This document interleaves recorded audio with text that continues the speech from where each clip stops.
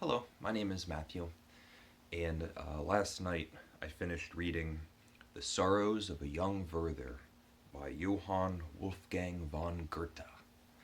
And this is translated by Michael Hulse.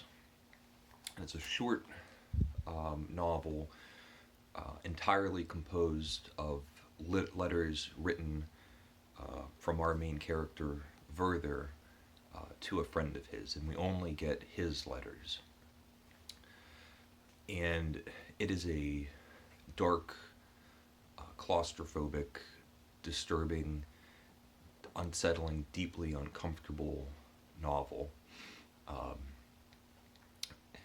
and a good rule of thumb for me, anyway, is if I'm reading a book and I'm introduced to a character that is happy, I feel pretty certain that things aren't going to go well for that character. And the happier they are, the worse it's going to get.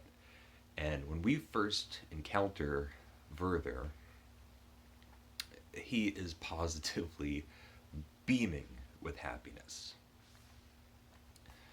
And it quickly descends into madness. The crux of the whole novel is that Werther has an encounter with a woman that he um, just immediately falls in love with. The entire time that he knows her, she had been engaged to another man who she eventually marries. And Werther was just a friend of the family. He was friends with her. He was friends with the husband and the children that she took care of. He's writing to his friend these experiences, um, being out in the countryside, um, the first time that he meets her and getting to know her, and you can see him losing it. He becomes obsessed, self-obsessed. Um, he doesn't really ever express himself to her. He doesn't just tell her how he feels. Instead, it's all just sort of stewing in his mind, and he becomes unlikable because he's just going mad. Um, and he doesn't question his own emotions. He's an incredibly emotional, sensitive, passionate, um, egotistical character, and everything that he does, he can validate. He's always in the right, and it's the world around him that isn't seeing things clearly. And you even get hints of this in the beginning um, when he is speaking sensibly. He'll mention that he's a poet, but he doesn't write any poetry. And he mentions that he's an artist, but he's not drawing anything. But still mentions that he's at the height of his genius and he's never been more creative. And whenever it comes, things are just going to start pouring out of him.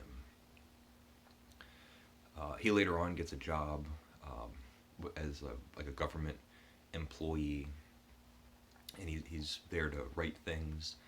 And his boss would come over and ask him to do revisions, and he's just indignant, thinking, why would this person ask me to have to do any edits on what I wrote? It was perfect. Um, and that mindset just transfers very naturally. It's easy to see how that viewpoint, taken to its extreme, is destructive and self-destructive.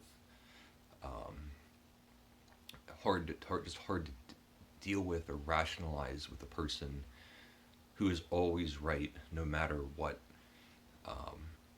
And he says in these letters, he'll say like, why can't she see how great I am? And doesn't she understand that I can make her so much more happy than her husband? But instead of something like that, he will make like creepy comments or gestures. There was a moment where Um, uh, the one that he loves, he's in the room with her, and she had left a letter on the table, and it's to be mailed to her husband who is away on business. And the gist of the letter is the woman saying, I miss you, I can't wait to be with you, and further reads it and just makes a comment like, oh, for a moment I thought this was addressed to me. And she just doesn't know how to take it. Um, as he gets madder and madder, his behavior, his actions, and um, the things that he's saying become more apparent that he is totally unbalanced and unwell and needs help. And finally, the woman that he loves and her husband need to have a confrontation with him. Uh, and I guess I won't spoil it, but needless to say, it ends tragically. And for as short as this thing is, I think it's like 100, less than 130 pages. It was difficult to read, and I was increasingly uh, just uncomfortable reading it. And everything about the book is one-sided, um, which comes off to great effect. Um, the the emotion that you should be getting from this book is conveyed masterfully, but you're only in this one person's mind. The letters that he's writing, you never really get a sense of letters from the other person. There's no sense of a real correspondence.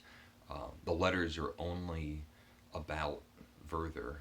He rarely or barely ever um, makes mention of how are you doing or what's going on with you.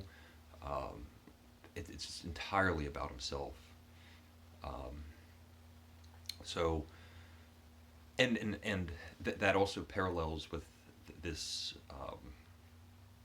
like fantastical imaginary relationship that he's having um, with this woman, because it's also completely one-sided. All he can think about is as soon as she can realize it, she's gonna she'll just fall in love with me. She'll see how much I love her, and that'll be enough. Um,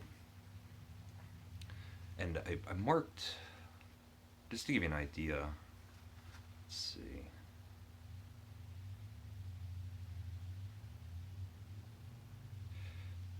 That is entirely different, answered Albert, because a man wholly under the influence of his passions has lost his ability to think rationally and is regarded as intoxicated or insane.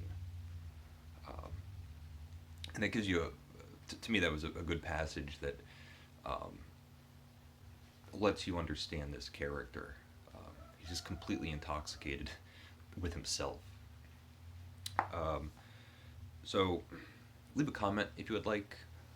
Um, the Sorrows of a Young Werther by Johann Wolfgang von Goethe.